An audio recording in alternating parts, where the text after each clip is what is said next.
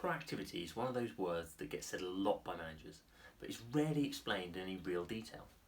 Understanding what it really means is fundamental to performing well in almost any role, and really nailing it will get you promoted faster than almost any other trade. Proactivity starts with questions and problems, and let's be clear, nobody actually wants you to come to them with questions and problems, despite what they might say. What people really want are answers and solutions. Let's say we're working on a 12-page printed item. The client says it's great, but emails you and asks for a different graph to replace the one already on page 4. There's a range of options here. You can email straight back and ask what graph they would prefer, although keep in mind they probably haven't thought about it, or they would have told you already, and now you're making it their problem. You can take it to your manager or a writer and you can ask them what they think, and that makes it their problem.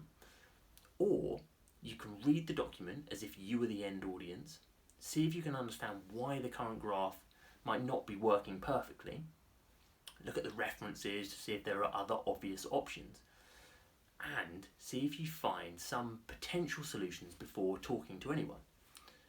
Let's say that you conclude that the current graph is actually fine, but just isn't quite in the right place, it needs to move back a page.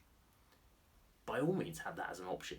However, you also want to show that you've tried to solve the graph problem. So also show how one of the other graphs from a different paper could work. Finally, think through the impact and the work needed for both changes. Swapping the graph back a page is probably only going to be renumbering one reference and is going to be pretty simple. Using a different graph means artworking that graph into the piece and adding the paper to the reference pack and changing the references, so it's a bit more work.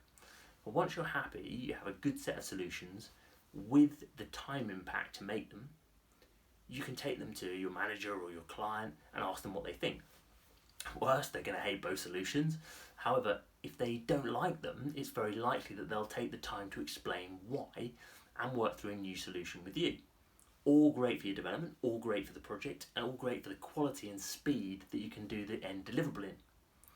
Either way, they're going to be impressed with your proactive and comprehensive approach. One slight note of caution is not to sit on problems hoping to find a solution for too long. If you don't know where to start or a solution just doesn't come when you think it through and you've read around it a little bit, then ask and ask quickly. Speed often matters, but do share any thinking you did when you present them the problem. Being seen as proactive means taking that little bit of time to ensure you always present people with options and solutions, never just questions or problems. Do that and you will see others invest in you, enjoy working with you, and ultimately promoting you. For more on the skills that will help you progress faster, check out the rest of the videos in this section and subscribe to ensure you get the latest content.